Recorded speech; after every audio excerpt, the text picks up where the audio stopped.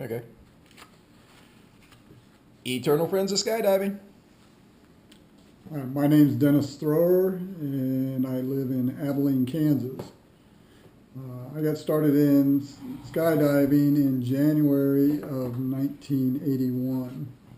At that time, I was living in McPherson, and I went to the drop zone at Hutchinson, Kansas,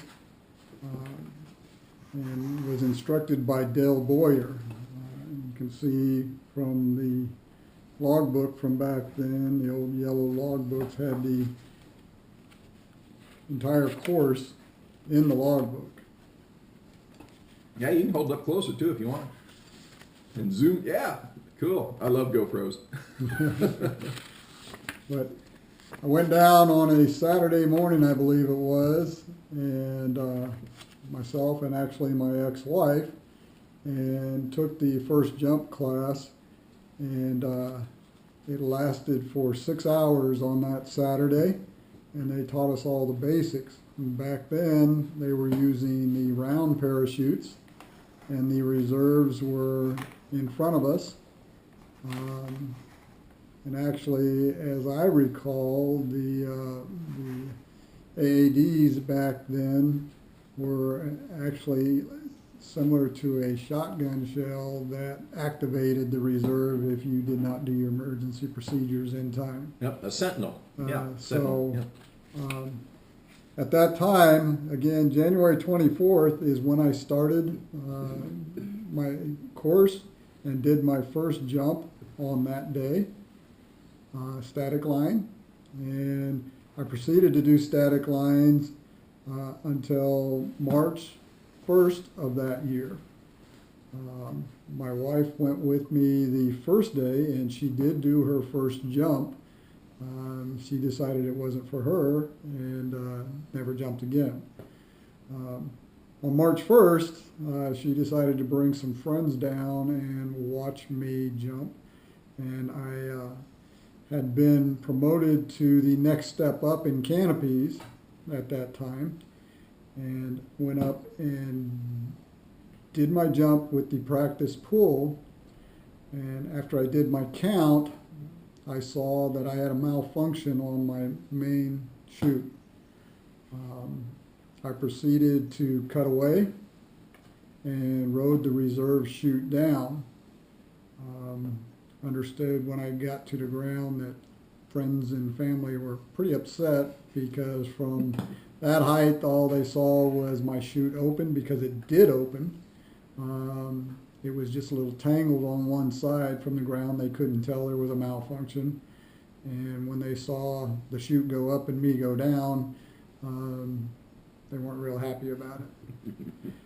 Irregardless, I did make a second jump that same day, and everything went fine.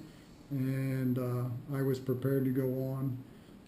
My wife at that time decided that she didn't think it was a very good idea for me to continue. So to keep peace in the family, I opted to stop skydiving at that time. Fast forward to September of 2013. I had been retired from the fire service for a couple of years, and the house that I bought is just 3 miles straight south of the Abilene airport. And for the last 2 years, I had been watching skydivers at the airport. Finally got the best of me. Have a new wife, and she encouraged me to go check it out. Went over, met Jeff Bottiger, and did a tandem jump that same day. And in discussing it with Jeff, due to his help, I got back into skydiving as of that date. And today I did my 29th jump. I am now an A licensed diver. What number? I do not have my A license card yet, but my USPA number is 276148. What's on your forehead? Well, I believe it washed off. But I got pied today in celebration of my A license. So first I got stamped, And then I got pied with a cream pie, and whether the pie or the rubbing the pie off, the stamp went away. But I am anxious to send my information into USPA today so they can get my license card to me. But had a little exciting day today. The winds were a little strong here at the Abilene Airport, and on my second jump today, I was jumping with a Nav 260, and had to make a choice. When I turned downwind, I was drifting backwards, could not get forward momentum.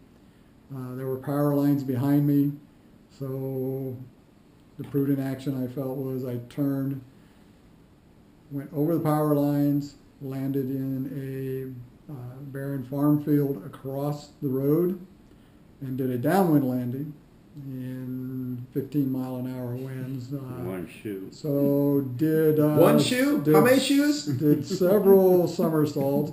Oh yes, and to back the story up a little bit, the individual I jumped with wanted to do a horny gorilla. That was the first time I ever done that, and in doing so, It was not Jeff. before we separated, no, it was not. It was Corey Rush.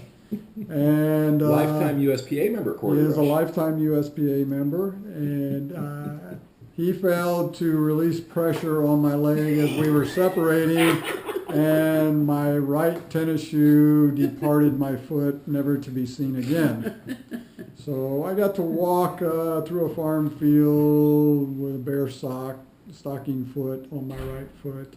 And a bloody lip. Got a little bloody lip from a stalk from an old crop. And a standing ovation of a PLF. And a standing ovation of a PLF. So it was a good day. I was glad to be able to do 2 jumps today and looking forward to many more. Here, here.